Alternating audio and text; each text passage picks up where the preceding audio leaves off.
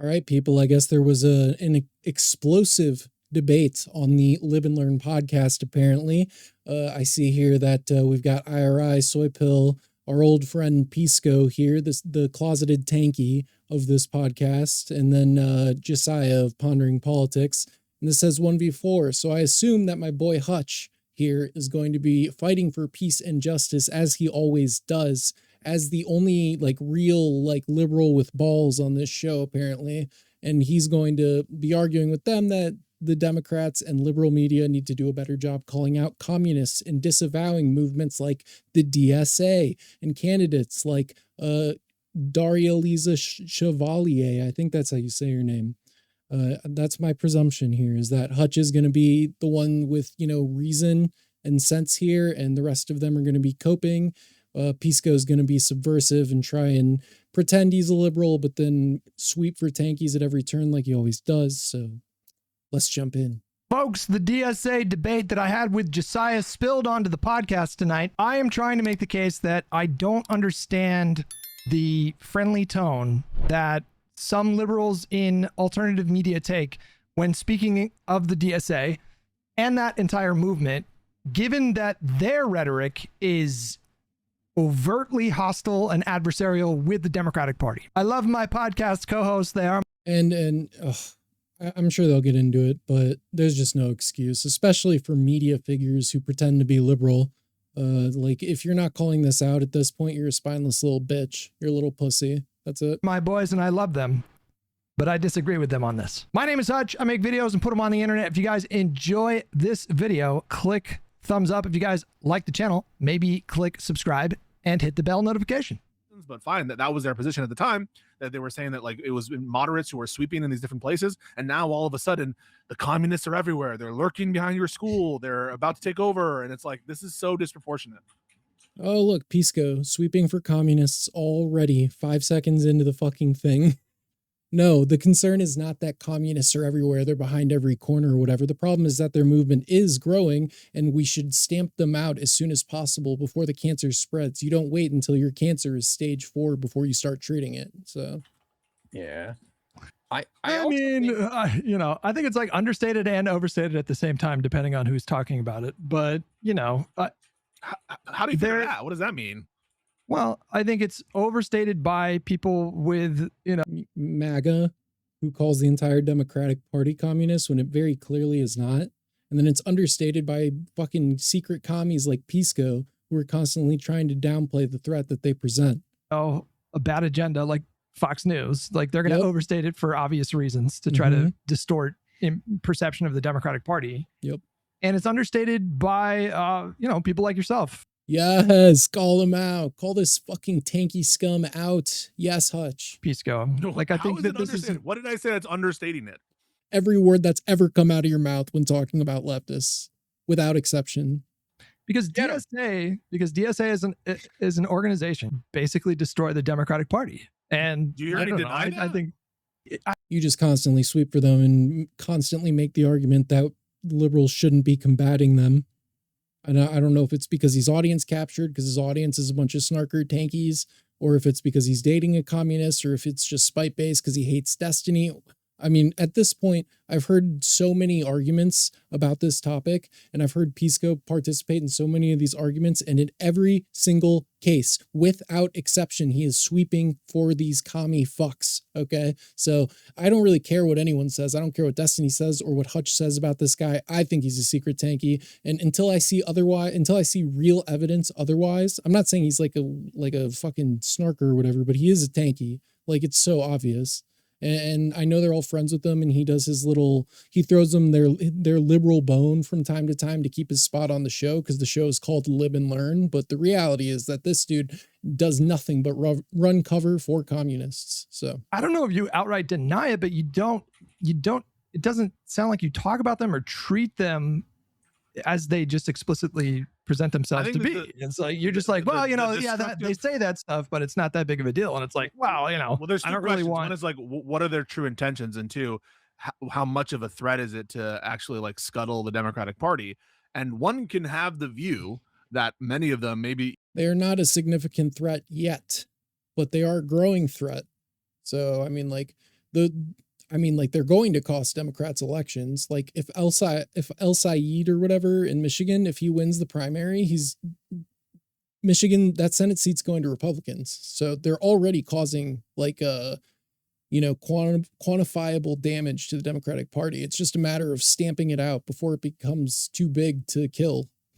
You want to kill the baby in the crib here, so to speak. Even the people in charge of their platform, maybe even the people who are in charge of the leadership of this organization, do want to like disfigure the Democratic Party and take over or whatever. So that's not inconsistent with a position that they're not in a position to do that. And so I don't see an inconsistency. And I just see us looking at election results and noticing that, yeah, these victories don't, and many times the victories are of people who are palatable to at least you, palatable to many Democrats, people like AOC. And so much so that when I bring up AOC as an example, they're like, oh, that doesn't count. Mamdani, oh, you mean the most moderate one of DSA? It doesn't count. And so the only people who count are they're hiding their power level, bro.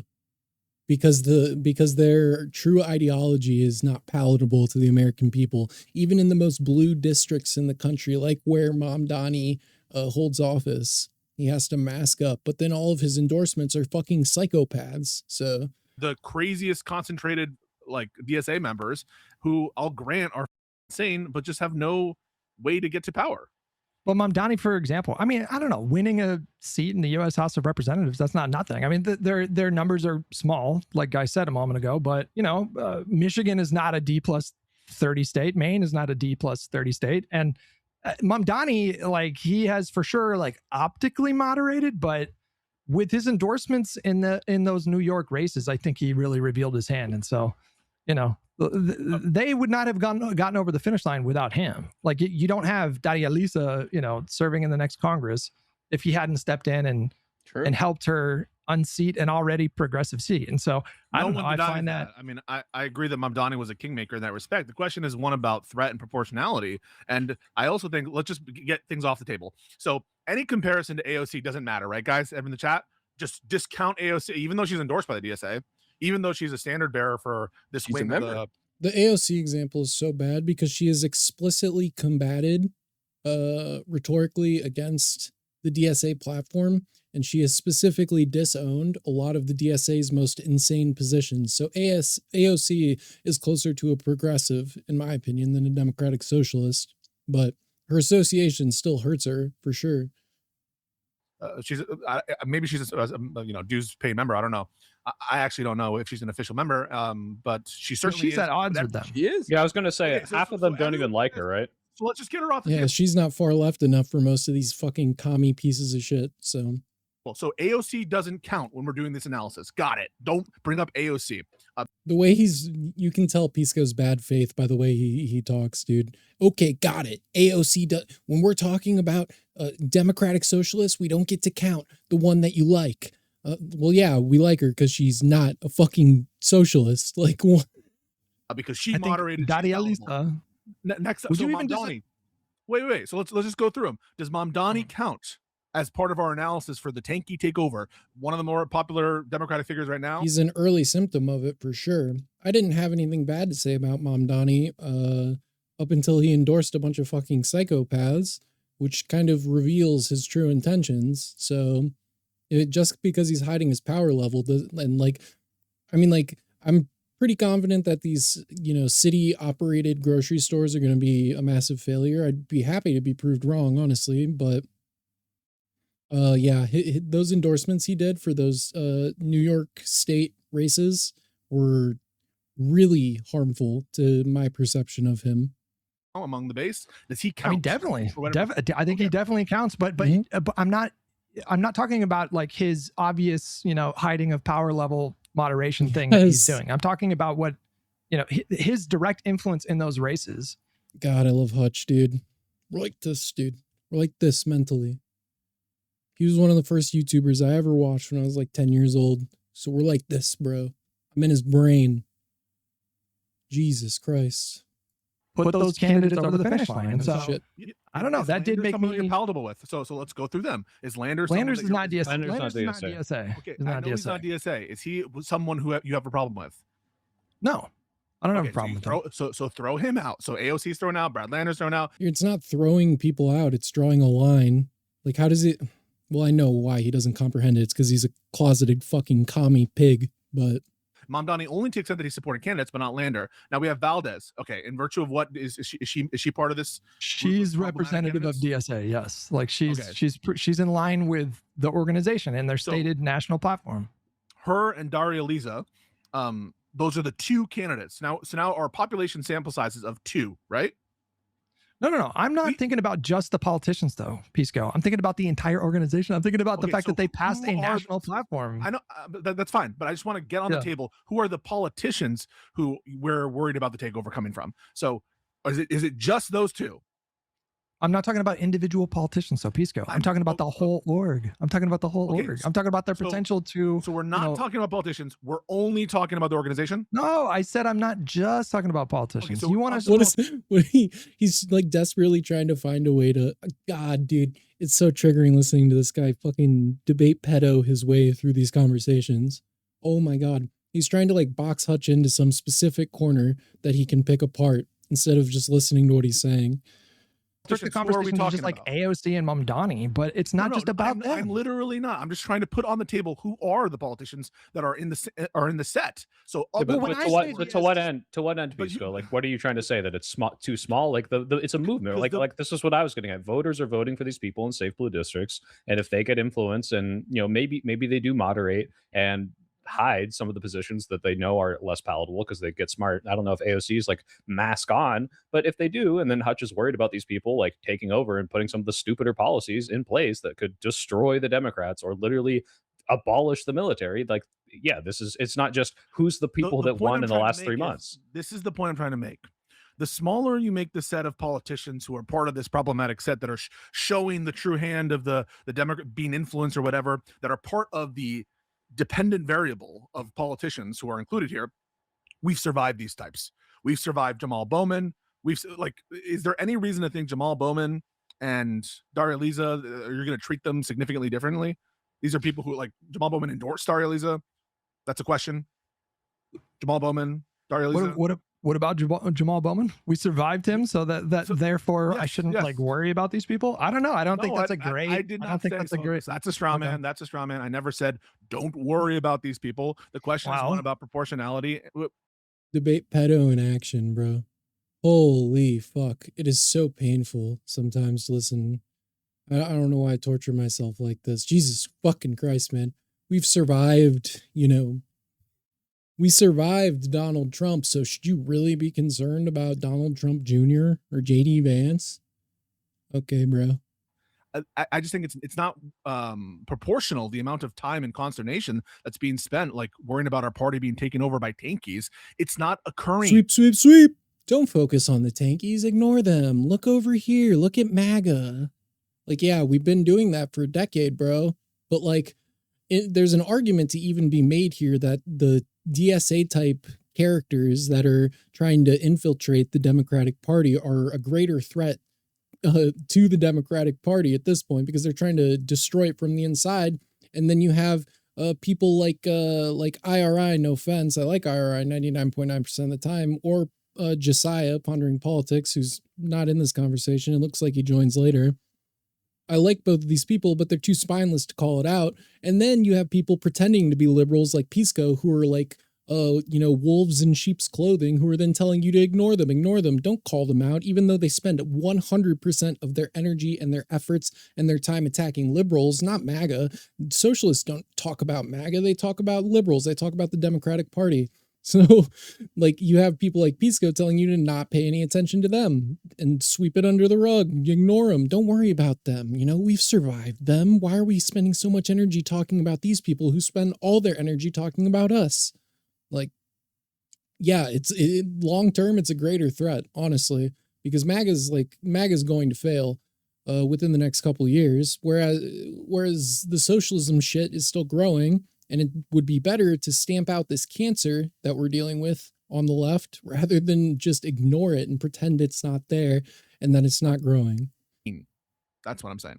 And to the extent that it is, many of them are palatable, like Lander, AOC, and not problematic. Lander's not DSA. He's not DSA. He is just straight See these tricky little tricks he's trying to do? He thought he would be able to slip that one in. Brad Lander is not in the DSA, you dishonest piece of shit. up not DSA. Lander or Liberal AOC. Zionist.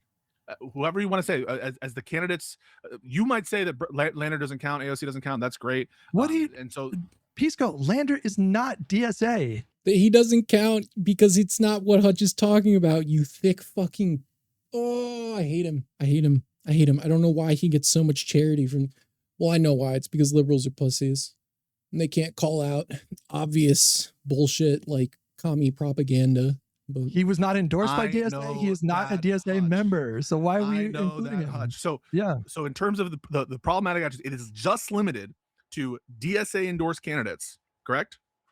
No, are you listening to me? I said it's the entire organization. Like when I say DSA, what do you think of? Like what do you consider DSA? So I understand that you're making a critique of the organization. I'm trying to tie it to a threat of politicians, right? The threat of... it's the movement. It's the entire movement. So it's the politicians, it's the media figures who are constantly pumping misinformation into people's minds. It's the politicians themselves. Like, it's the totality of the movement, this cancer rot, Maoist, tanky dog shit that we have on the far left. And ideally, Democrats should try to avoid becoming a party of populism like the Republicans failed to do when they let the Tea Party take over their party. Like, ideally, Democrats will not give into that. But I'm getting real doomer about this topic because this is a show called Lib and Learn, and then you have 3 people out of 4 on this show. One of them's not a liberal at all. One of them barely counts, and then 3 of them don't give a shit about the commie infestation of our party. So I'm getting pretty doomer. Like, we're probably just going to be left MAGA here in a few years, unless liberals fucking grow a spine. Maybe if El Sayed wins the primary and then obviously loses the general to a Republican, which he will if he wins the primary, maybe if that happens, it'll wake up, people in the Democratic Party to be like, oh shit, we need to start doing something about this. But my hopes aren't high because these people are all spineless, cowardly pussies who are just here to make a quick buck, farming outrage porn about Donald Trump. So politicians taking over and given governments, correct? There's a connection. It's not just the organization qua organization. It's the organization and its influence on power, correct? No, but you know my position where I'm not, I don't think the threat is that they're literally going to take over. Their actual threat is they're just going to help Republicans win more seats and defend more seats. They're never going to take over the party. That's not going to happen. They are way too... Hutch, you're on the record. Yes. The DSA is never going to take over the party. It's not a threat in terms of that, correct? Obviously not. No. Okay, so they would have to... Obviously. Not democratically, no. There's no way that socialists would ever be able to win in purple districts. It's not possible because their ideology is extremely unpalatable to, the right, of course. Obviously not, right? Okay. Well, yeah, Pisco, that would be in contention with the fact that Hutch is posting the memes of like, look, they're celebrating the wins at their back. Okay, they got 2 or 3 seats, but ultimately, like you say Jamal Bowman or like Cory Bush, and it's like, okay, hey, they voted against like this infrastructure bill. It's like that's not good that they are coming in and AOC. Right, that's not good. Right. Yeah, it's bad. I mean, that's what I'm trying to say. It's like, where is this existential threat? AOC didn't vote for the infrastructure bill? It's not currently an existential threat. It poses the potential to become one, though. It's a cancer rot that's going to hurt Democrats, for sure. It already is. She did not. Like in New York, the endorsements that Mamdani gave to these DSA candidates in those New York elections, it's not like they were running against Republicans. They were running against progressive Democrats already and unseating them. And now they're going to fucking try and do some cringy virtue signal bullshit, force the vote garbage probably on some issue that doesn't actually matter to the American people in day-to-day life. Some bullshit about Israel-Palestine or virtue signaling about Medicare for all, which will never fucking happen. But then a public option isn't ever acceptable to them, right? Because it's all or nothing. Because they're children, they don't understand that politics is compromised in a democracy, but they do understand that, of course. and they don't want to live in a democracy. They're by nature an authoritarian party, the DSA. So, all right, my OBS crashed, but the first part that I already recorded should have been fine. Let's pick up where we left off. It's like this infrastructure bill. It's like, that's not good that they are coming in. So did and AOC. Right. That's not good. Right. Yeah, it's bad. I mean, that's what I'm trying to say. It's like, where is this exit? Ooh, okay. Soy Pill's I think Soy Pill's an honest actor. I think he's just naive and gets pulled into the trappings of the commie propaganda from time to time. Hopefully he gets better at resisting that with time, to be honest. Because I do really like Soy Pill. I don't think he's bad faith, right? Every single conversation that Pisco's involved in, he's being like obscenely bad faith, so. Existential threat. AOC didn't vote for the infrastructure bill? She did not. What the? Is that real? Yeah. Chad, is this real? It is real. Yeah. I'm going to fact check you on that one, I'm buddy looking boy. for the existential threat, because what people are adding me at is like, Hitler's going to come and Stalin's here and our whole country's going to go away and there's going to be a civil war, some woman said to me on the Twitter space yesterday, based on the conditions being created by Mom Donnie. That's what he told me. She did vote against the infrastructure bill in 2021. Damn, I didn't know that. That hurts her a lot. It's like Ilhan Omar. I had like a generally positive perception of her until recently when she voted against funding Ukraine. Like, how the fuck can you virtue signal every single day of your fucking life about Israel-Palestine, one of the most complex conflicts historically, morally, in all of history, but then totally flounder on something as morally clear-cut as Russia and Ukraine? It's unbelievable. It's unacceptable. Anyone who fails that litmus test is just not, I would never support a politician like that. Ridiculous. Completely absurd. So I'm looking for the existential threat. It's such an easy like A to B connection to make here. I mean, do you view the Republican Party as an existential threat to American democracy? Yes. Do you think that the DSA helps Republicans win and defend seats? I'm not materially, no. I don't think so. Wait, what? We know it's an easy like A to B connection to make here. I mean, do you view the Republican Party as an existential threat to American democracy? Yes. Do you think that the DSA helps Republicans win and defend seats? I'm not materially, no. I don't think so. Okay, this is just a denial of reality then.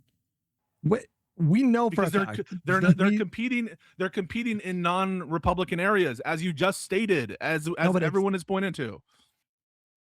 I know that Pisco, oh my God.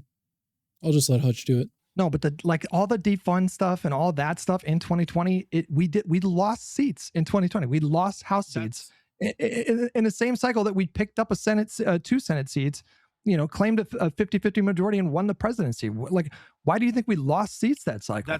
That's first of all, I'm looking at the chat right now, and there are people who disagree with you, Hutch. Just to be clear, people like Wick TV right now saying the party. Ooh, chatters disagree with you, Hutch. Oh, he's really pressed already, bro.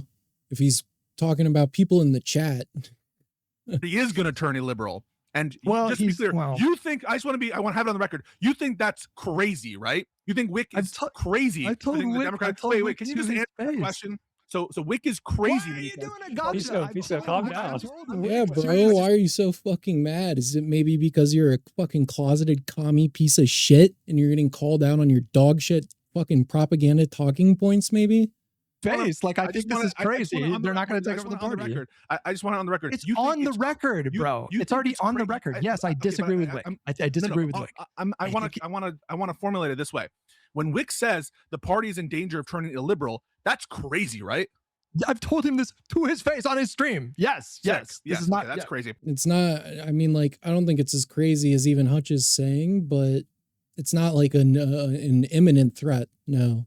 It is a long-term potential threat, but I think that it probably not, simply by virtue of the fact that for socialists to take power, they're never capable of doing so democratically on a wide scale. They always have to do it through violent revolution before they, enact their bog standard socialist policies like mass famine and political purges and labor camps and whatnot. But democratically, they're probably not much of a threat, no. So what we're left with is the optics fight. It's overdetermined, Hutch. They call Obama a communist. They call Biden a communist. They're gonna Yeah, and they're wrong. But these are the DSA is actual fucking communists. It's not the same thing. And for Pisco to be obtuse about that, to me, completely just reveals how bad faith he is. And the fact that people are charitable to this guy and say he's not a secret commie, he's just a debate bro. He's just an autistic debate bro. Give me a fucking break, dude. How many conversations does he need to act like this before people wake the fuck up and realize this dude is not working on the behalf of liberals? Come on. Give me a fucking break.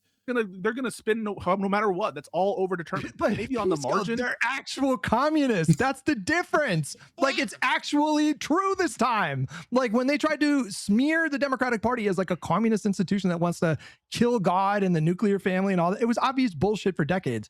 These people are literal like Marxists. They're actual communists. Yeah, and Pisco knows that. So what he just said was like an undeniable, blatant instance of him being completely bad faith on a show that's called Lib and Learn, by the way, where these people are all supposed to be on the same fucking team, by the way. He's wheeling out once again these bad faith dog shit, baseless arguments in order to try and own Hutch, like the only apparent liberal. I mean, even Soypill in this podcast is doing more to push back against this tanky bullshit that Pisco is spewing than I expected. I wish IRI would do it more, but communists, okay? That's like what's the difference. Evidence? What's the evidence that these true accusations of Democratic members who are not going to be running for national office, that's going to have a bigger distortionary effect on the optics of the country than the false smears of people like Kamala? That's what I don't know. What's the evidence for that claim? Which false smears are you talking about? So when people say, for example, Kamala Harris is a communist, those kind of people, she's for they, them, she's in favor of... Nobody with a brain actually believes that, though. But you show people DSA candidates, people who are moderate, they can distinguish. Like obviously Kamala Harris is not a communist, right? That's ridiculous. Only like the most brain dead MAGA Trump supporters would actually buy into that narrative. But these are actual fucking communists. So not only are these actual communists, which means that they're threatening us with their dog shit ideology, but they also threaten to validate the concerns of the right wing when Donald Trump goes out there and says that the Democratic Party is becoming a communist party and it's all full of communists. Like, the DSA validates that for people. So obviously they don't represent the broader Democratic Party, but it adds much more in terms of validation. Like, people, you think people don't get flipped politically by shit like this? You're clueless. Whatever. Trans puppies. No, I think I think like part of the reason why people like Kamala get smeared and it actually works on people is that you have these right-wing elements that prop up the more extreme examples. Like, I don't know how you could honestly tell me that you don't think that the DSA is an electoral liability when how many different polls do we have to see where the median voter is alarmed by the perceived radical leftist shift of the Democratic Party? I don't think it's a radical shift that's occurred in the last couple of decades. But I don't think it's material. I don't think it's hugely significant. Maybe there's okay, then you're delusional. More evidence. Maybe there's so the question is, what's the evidence that this is going to compromise Democrats in swing states? Why do you doing well? Wait, real quick, also supplementing what Pisco said, a friend of the show, if you guys heard of this guy, Pondering Politics, $10 says, were Biden and Kamala a DSA tier threat because their unpopularity helped elect Republicans, including Trump? Well, that's an absurdly, I expect better analysis from Pondering Politics, bro. What the fuck?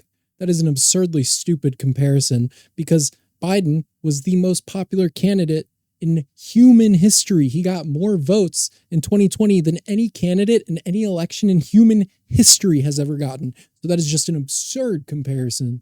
Jesus. So basically, yeah, like does the worst elements of Kamala's campaign or Biden's campaign make them a DSA tier threat because, she said trans prisoners and illegal immigrants should get a change for free, right? Like that's going to get blown up. How do you think a DSA, dyed-in-the-wool DSA candidate would have done against Trump in 2024? That's not the Well, question. but the question is, yeah, are you applying the same standard of existential No, threat to someone that's whose me popularity saying is so low, like no. Biden, who scuttles that's- It would have been like a 48 state Tim Pool landslide if the Democrats ran a DSA candidate in 2024. It would have been fucking brutal. Democrats' chances across the board. That's me saying no. I don't. Wick I don't. TV. I would not. Sorry, I'm draw sorry. an I'm going on equivalent Wick. between the I like threads. Wick a lot, actually. I actually do. Bring him on the pod. Get him on. Bring him on. I actually have do Wick like on. what Wick. Yeah, we should have Wick on. I like him. No, in person, but I just bring him wanna on say right now. Wick is a dead ender could for have him Joe on right Biden, now. and I think Joe Biden was the best president of my lifetime. But if you want to talk about existential threat due to optics, Joe You see, I'm just going to point it out every time Pisco's a bad faith piece of shit. Biden, and I think Joe Wick on. I like him. No, in person, but I just bring him wanna on say right now. Wick is a dead ender could for have him Joe on right Biden, now. and Wick is a dead ender for Joe Biden. This is not a statement that a liberal would say, but okay, go on. I think Joe Biden was the best president of my lifetime. Oh, throw your liberal buddies on your liberal show the bone. Throw them a bone to make them continue believing that that Pisco Liddy is a liberal and not a tanky in disguise. But if you want to talk about existential threat due to optics, Joe Biden was dragging the party down, going kicking and screaming, and 80 million votes. it was Kamala Harris who saved our asses from having a 42-43 Democrat majority Senate. And I don't buy that at all, to be clear. I don't even know if Kamala Harris performed better than Joe Biden would have in the 24 election. People look at me sideways when I say this, but I mean, like, the debates clearly don't have as much of an impact as people claim they have, right? Because people say, oh, Joe Biden was unrunnable after his debate performance against Donald Trump in 2024. People say this, but if the debates mattered that much, then how did Kamala Harris lose in the first place? Because she fucking blew Trump the fuck out in their debate. So I think people overvalue how much impact the debates actually have on voter turnout. And I mean, I need to verify this. I've heard before that the number one Google search on the day of the election in 2024 was, is Joe Biden not running for president? Because people are so tuned out, they didn't even know that he had dropped and been replaced with Kamala Harris. So I'm not fully bought into the idea that even Kamala outperformed how Joe Biden would have performed in 2024. But Wick doesn't give a shit about the optics or the effect on popularity. That was Pondering's point, is that you don't have this kind of feeling to someone who's a more centrist who carries that baggage. I'm with Pisco on this one in that they've been crying communist for years and years and years. So what difference does it make if someone is actually what difference does it make? Communist, because because now you're gonna lose reasonable people, actual reasonable people. Their audience is convinced that left is all communist already. So he's viewing no, the voter base is not just that level of monolith. There's a 30% group of people who will buy into anything Donald Trump says, the MAGA cultists, if so to speak, but there are a lot of moderates who are being turned off by the extreme left wing of the Democratic Party and who, like, Pondering Politics just did a video on Bill Maher about this exact topic, okay? You can say that they're wrong for thinking this. I would kind of agree. I mean, communism is a real fucking threatening ideology. So is fascism, though. So you can say they're unreasonable for switching parties because a few candidates from the DSA are winning elections, but at the end of the day, their vote counts as much as yours or mine. So to pretend that this doesn't have any effect is ridiculous. Doesn't matter if they actually have those positions. I hate this argument. Like, they're going to do it anyway, so that it shouldn't matter if like DSA people just fully give them ammunition by going on Fox News and affirming every single one of the worst stereotypes that they try to draw of the Democratic Party. Like the question is not whether or not that's good, Hutch. It's does that move the needle significantly for a audience of people that is poised to think that Barack Obama was a communist, or that get their news from Fox and it's the Tallarico clip of them saying, downplay every single fucking threat to the Democrats. I wonder why the Democrats lost the last election. It's not like, oh my God, dude, my party's fucked. My country is so fucked. Oh my God. Even the people on my team are fucking retarded. Oh my God.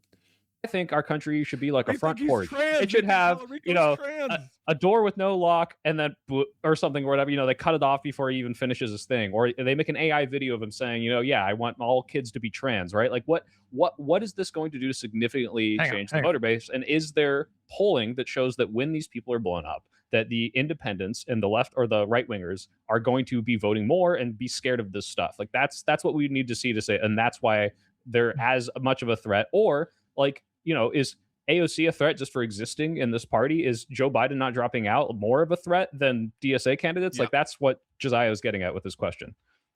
These are different sets of problems, and we can unpack all the problems with Biden and Kamala. We've done on this podcast 1,000 times, but let me just put it back to you guys and just ask you, when the DSA co-chairs go on Fox News and affirm all of the right-wing like nightmare scenarios that they have constructed over the decades, do you think it makes their job, Fox News, do you think it makes their job easier to smear the entire of course. But the question is, but does it make the electorate shift? Yeah.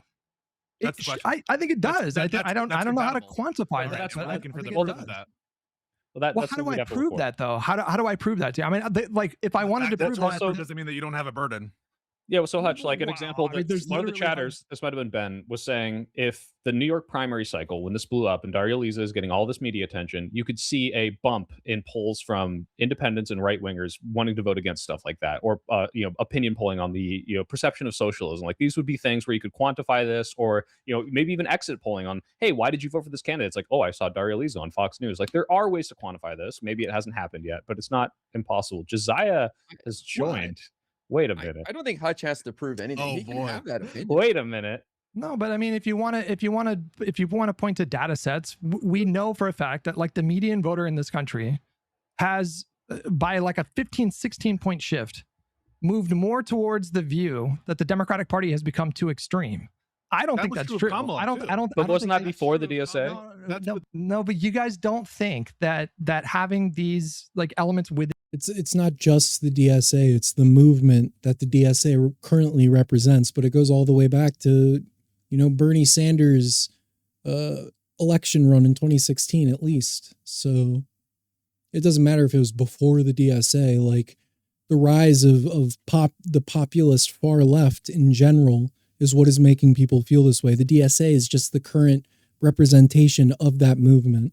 Then the Democratic Party tent, like, contributed to that at all? Like, no, we're agreeing. Obviously, it makes their job easier. Obviously, if you don't have to make an AI clip of Tallarico and you have a clip of someone saying, "I want to," that's my position. Our position is, to what extent should we be worried, and how quantifiable is this? That this is worth focusing on. Past, that's bad, but whatever. Let's focus on Trump, right? I hope, God, I almost want El Sayed to win the primary in Michigan, just so that he has to go up in the general against a Republican, and then maybe all these spineless fucks will take it more seriously. Like, maybe a little pain now will be better in the long run. I don't know. Is it gonna scuttle Ossoff? Is it gonna scuttle our chances in it? Like, I don't know, any of these swing states? Where should we expect the effect to be felt? I mean, what are we waiting? These, I think, races are much more local than they are national in character. No, but that even like the smallest races in the smallest district can blow up and get national attention with the wrong candidate.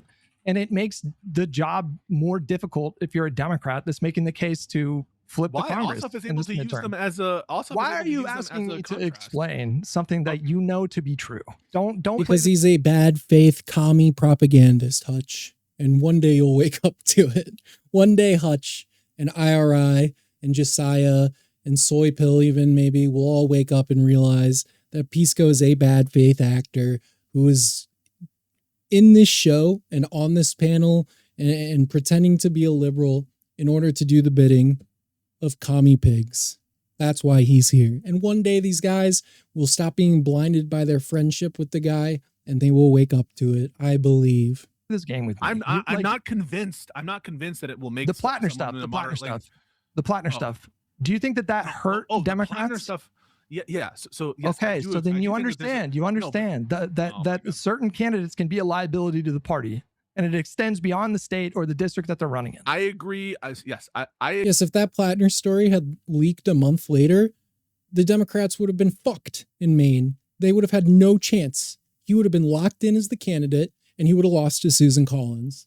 That is a perfectly tangible example of the harm that these people represent with their poor judgment, their poor messaging, their poor politics, their dumb ideology. Like, I agree in principle that certain candidates can be an anchor to the party brand, et cetera, et cetera. The party brand pre-DSA is dog shit, Hutch. I mean, it's the most unpopular it's ever been. And like, is this going to significantly decrease? How much lower can it get in the eyes of the population?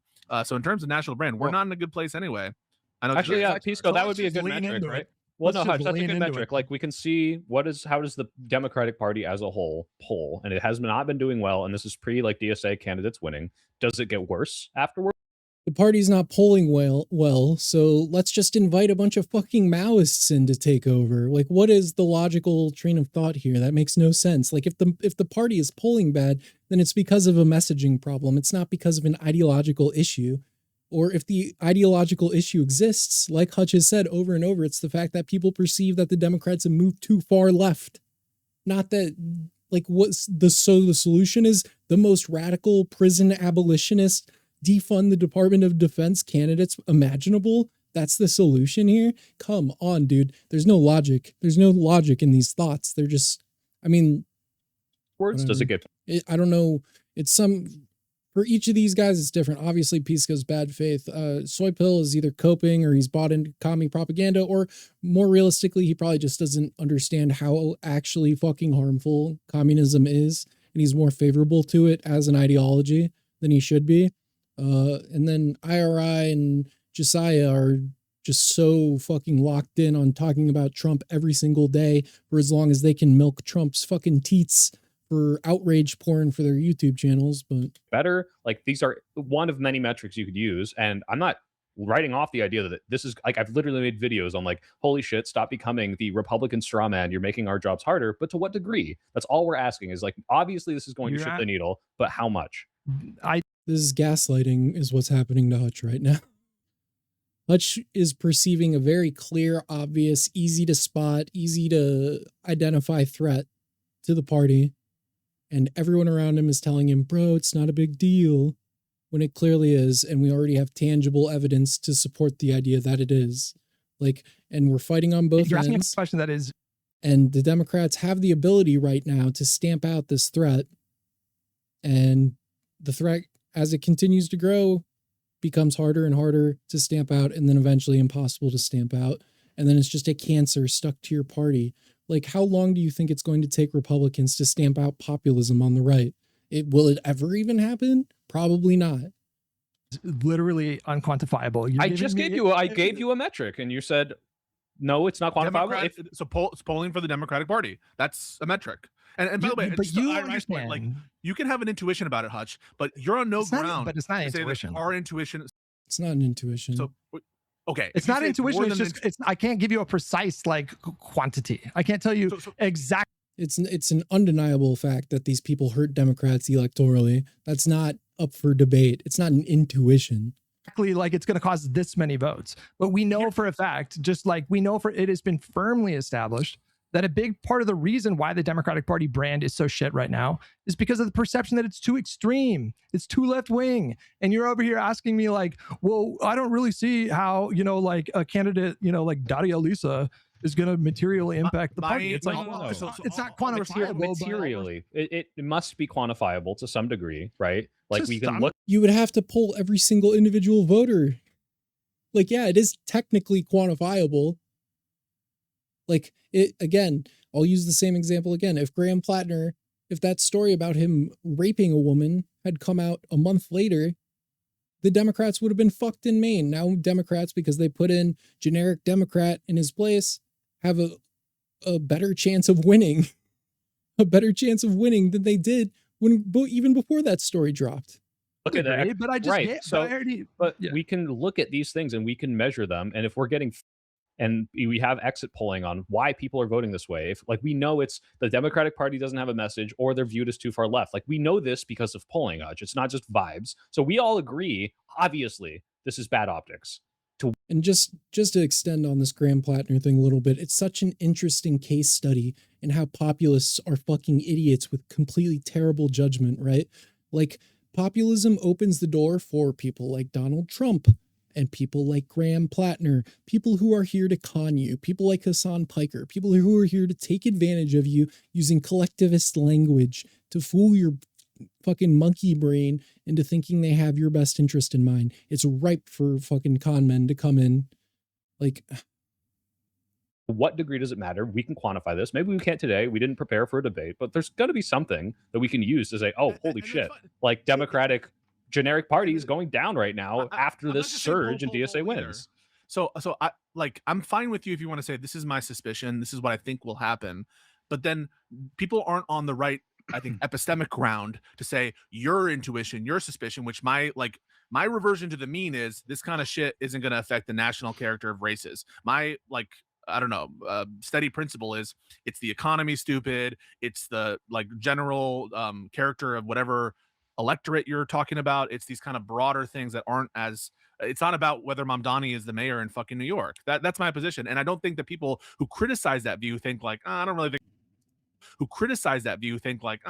it's going to affect the national brand that much, are on equal footing to say that that's like clearly wrong unless they have evidence. But I'm fine with you having that suspicion.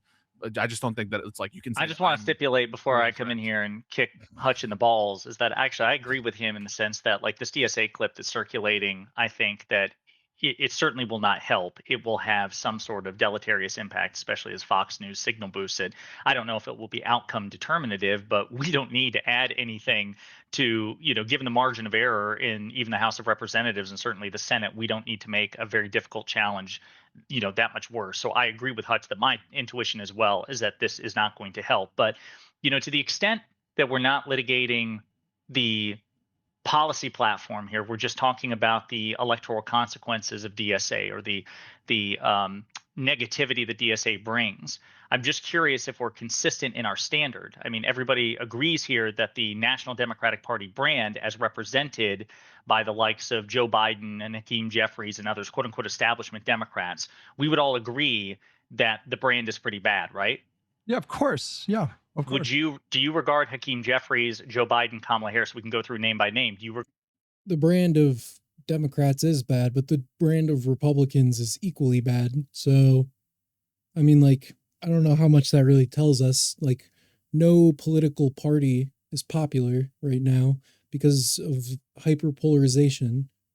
Regard them as threats to the Democratic Party. It's like, you look at Democrat approval, whatever it may be. I wonder what it is.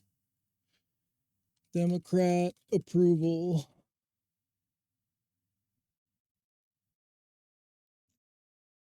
(38 to 41%) and unfavorable views sitting near 53 to 59. Okay. I mean, this makes sense, right? Because most people in the country don't vote. Okay. And of the ones that do vote, you can assume that 50% of them are already going to despise Democrats. So, I mean, this is where you'd expect them to be, right? About Republican approval.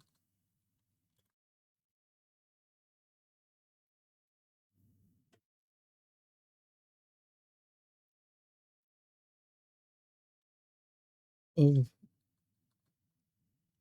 American approval of Republican Party. 39% favorable and 55. It's the exact fucking same, bro. Like, or even slightly worse. So, I mean, like, is it extremely depressing and blackpilling that Democrats have as negative of an approval amongst the American populace as the party of fucking Donald Trump MAGA cultism? Yes, of course. People are fucking stupid. And I mean, it's a whole different conversation, but this goes back to my point that the root of all of our problems is our education system, and we need educational reform. That should be the number one issue that Democrats are pushing, and I stand by that position. It's more important than healthcare. It's more important than housing. But, I mean, like, to sit here and chastise the Democrats for their low approval rating, yes, you can always be doing better, and the Democrats could be doing a lot better. But the answer is not by appealing to fucking Maoists, to communists, to socialists. Like, can we use our fucking brains for a second here, people, please? Matter who, Whoops, wrong video. That's for later. Party because they depress voter enthusiasm. Voters are fed up with those particular politicians. How would you describe them? I would apply a completely different standard when you have someone like Biden president. Bullshit, Hutch. Nuance? Who heard of this? I mean, like, it's a completely different. What? Can you at least let him make his point, you tanky fuck? How would you describe them? I would apply a fed up with those particular politicians. How would you describe them? I would apply a completely different standard when you have someone like Biden. You would imply a different standard to people who are part of your party and who have won elections versus people whose outwardly stated goal is to destroy your fucking party from the inside. That's such bullshit, Hutch. That's fucking bullshit. Like, oh my God, dude, shoot me in the fucking head. That's bullshit, Hutch. Nuance? Who heard of this? I mean, like, it's a completely different. Is net negative. Wait, let me make my point. Let me finish. You gotta let me. Like, when it comes to Biden, like, he was president and he spent actual political capital. Like, he sacrificed part of his popularity in part to deliver on promises made to, like, the progressive wing of the party. I'm not even saying that was a bad thing, but I'm just saying, like, are you even going to tell me that it's a totally different, like, we should evaluate these things completely differently? Like, it's a totally different role. Like, some obscure seat in some state assembly or something like that, or some small race or some small district in the country.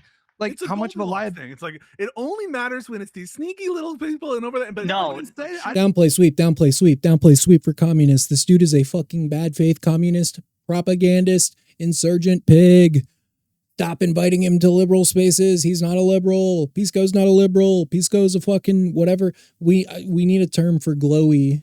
We need, like, an equivalent term to glowy. You know how people on the right, they'll say, like, a federal agent in disguise is a glowy. This guy glows. He's a glowy. We need that for a fucking closeted commie piece of shit like Pisco here. I didn't say that. No, Biden was an unpopular president. He was a liability to the party. I just want to say, people go ahead. Eat both parties the same. So when I hear the Democratic Party isn't polling well, doesn't have high approval rating, it doesn't mean anything to me, because neither does the Republican Party. I look at the special election victories in the last 18 months as a sign that people think more positively of the Democrats. My understanding, Guy, and you have to correct me if I'm wrong because I haven't looked at the polling recently on this, was that, the Democratic Party collectively was polling worse than Republicans or Trump at every point that their favorabilities were compared or their approval ratings were compared.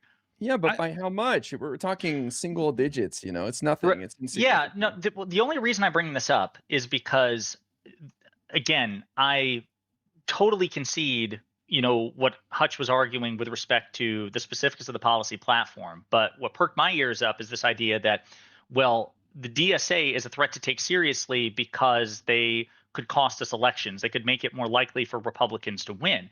Then by that logic, we have to say the same thing about Joe Biden or Kamala Harris. Joe Biden got 80 million votes. So this is retarded.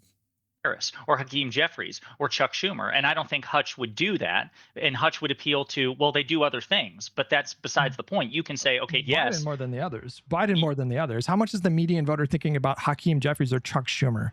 I imagine that the median 10% of the country are thinking about these people very much. Yeah, I imagine how much is the median voter going to know who the co-chair of the DSA is a week from now? A week from now, I suspect, but not the leader of the respective Congress. I mean, make that make sense. That's where Hutch. That's where I think that your calculus falls apart here, because I suspect that the median voter will be thinking about how, because the who's more clippable and who's more ripe for being propagandized through viral clips shared on right-wing social media, Hakeem Jeffries or Daria-Liza Chevalier?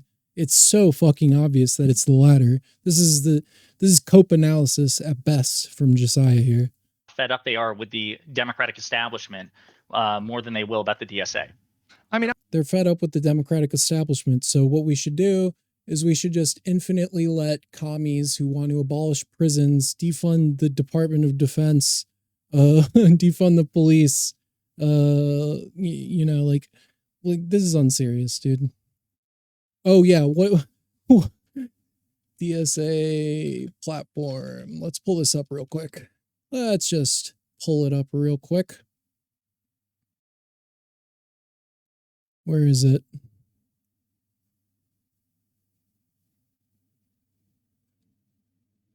Oh yeah, reparations. That's a really popular idea. The Green New Deal, one of the worst pieces of proposed legislation in the last decade. And the U.S. war machine. Defund the Department of War.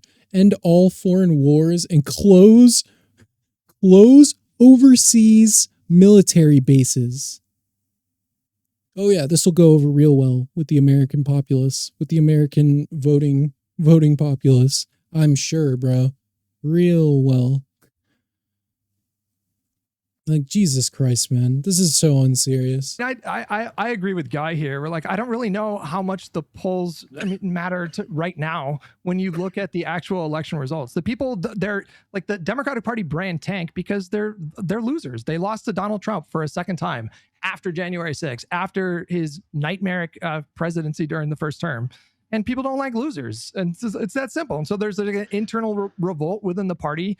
The party feels betrayed in part by people like Biden for staying in the race, but also, there's this perception Biden should have stayed till the end, to be honest. That the establishment propped him up or whatever. A lot of the stuff is, I think, complete nonsense and just total noise. But that's what you asked the question, why is Guy asked the question, why is DSA, seeing more success now? It's because they're arsonists who thrive in this kind of chaos. They feed off of people's anger and insecurity. This is true. The DSA is always more popular when there's a Republican presidency. And ignorance, and their numbers are gonna dwindle again the next time there's a Democratic Party administration. But so yeah, that's why I think they're gonna dwindle. Then their influence is gonna wane as we get closer to the downplay sweep. presidential, and so who cares? So who cares? Don't pay any attention to the fucking Maoist pigs that are taking over liberal space after liberal space. The problem is that they're too significant now to ignore with this methodology, with this approach. They're too significant to ignore. That doesn't mean that they're a threat to overthrow the party tomorrow, but they're too significant to ignore. That's undeniable. And so the fact that all of these so-called liberals are denying it is extremely frustrating and disappointing and really blackpilling on the future of the party and the country, frankly. Something that Steven said yesterday that I got thinking about when I woke up at 3 hours later was what would DSA's numbers look like in subsequent election cycles? Now, correct me if I'm wrong, but obviously you have this election cycle where Daria Liza and Valdez were elected, but technically didn't that cohort shrink in between the last couple of years because Cori Bush and Jamal Bowman lost their elections to moderates? So I think I don't think we can just assume that it is inevitable that DSA grows from here. I think that the push and pull of politics means that we could see them get wiped out in the next election cycle or two. Well, hold on, Josiah. The only reason Jamal Bowman and Cori Bush lost was because of dirty AIPAC money. It had nothing to do with their popularity or anything else. So that's right. You got to keep that in mind. Yeah, the cheat code. You got that AIPAC cheat code. That's it was the fire alarm. They say it. A lot of people believe it. A lot of people believe if El Sayed loses on next Tuesday, it's because of AIPAC. It has nothing to do with his campaign or his coalition or his policies. Nothing. It's all AIPAC's fault. So I just need to be pigeonholed by lefty standards when it comes to their assessment of the facts, though. And so I think that Josiah's point is well taken, that it's not at all clear that to the extent that these are failing politicians or politicians who keep saying cringe things, that the Democratic electorate, who I think has been brutal and vicious in recent months, won't kick them out. There's precedent for this.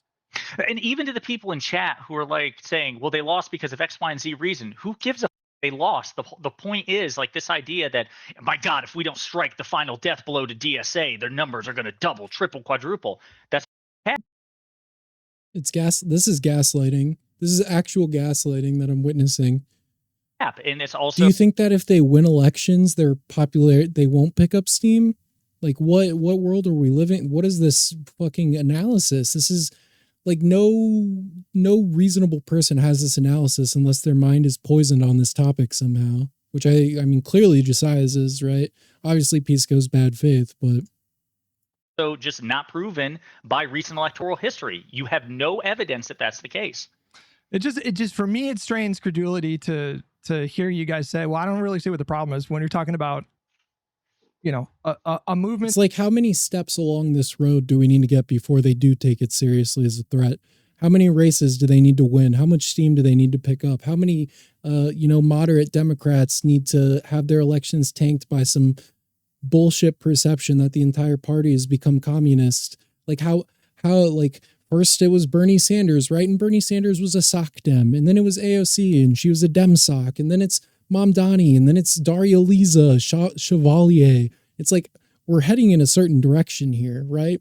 Ilhan Omar, Rashida Tlaib. Like, we're clearly heading in a particular direction here. How far do we need to go before you stop like resting on your laurels and actually take the threat seriously and be proactive about it, instead of doing the Democrat thing of being reactive and being late and adapting too slowly and having it cause immense damage to the country?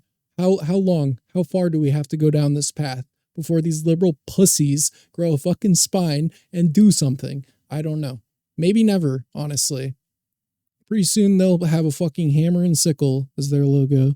Like, Jesus Christ, man. That is very openly, explicitly, publicly saying we want to destroy the Democratic Party, and from its ashes we will build a new vanguard party that will usher in a communist utopia. You know, all while looking at a consistent public polling that shows the median voters think that the Democratic Party is too extreme. And then I got both of you guys that are like, I don't really see what the big deal is. I think, like I said, I when I entered this conversation, I said that I concede that I could see DSA costing us elections in like swing districts and swing states. I'd totally make room for that, given the polling that you've cited, that the American people believe that the Democratic Party is too far left. I totally conceded that. My issue is, and I think this is what you and Pisco were trying to hash out before I jumped in, was to calibrate the extent of the threat. You do have people in chat who are objectively wrong and stupid and always lose the debate, suggesting that we are on the cusp of some sort of MCU Hydra takeover of the Democratic Party. And you yourself— It's total straw, man. Total. I mean, maybe there are idiots that are saying this, but it's total. This is like, you're straw manning to try and fucking not address the real argument here. Like, this, did Hutch say that? Because Hutch is 1v4 right now. Did Hutch say that, Jessiah? Like, are you serious? Or maybe you're a little mind rotted on this topic because you don't want to fucking make one video, asking Jessiah to make one video calling out the far left for being fucking psychotic is too much to ask of this guy who makes like a wealthy living off of making YouTube videos about politics from a supposedly liberal perspective. It's so infuriating to watch these people's spines fall out of their fucking body the moment someone asks them to not make another video about Donald Trump for 1 second. Like, conceded that that's wrong, right? And so now that's one extreme we've taken care of. I don't take Pisco's comments as to say that DSA literally poses no threat in no context. It's just we're trying to calibrate. I mean, that's clearly what he's doing. So you're just not listening to the words coming out of this propagandist piece of shit's mouth, if that's what you think. But the extent to which it's a threat at all. But go ahead, Pisco.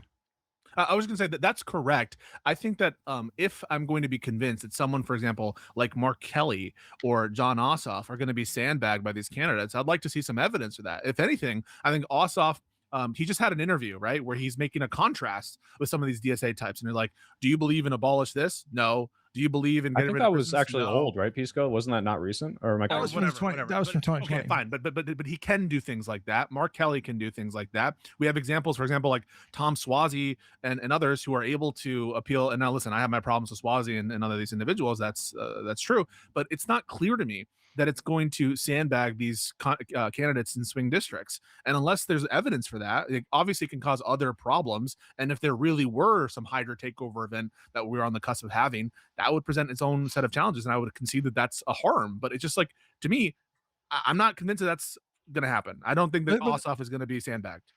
That feels like a little bit of a straw man. Like, you guys know my concern. My concern is the Republican Party. I do view the Republican Party as a literal existential threat to the American Republic.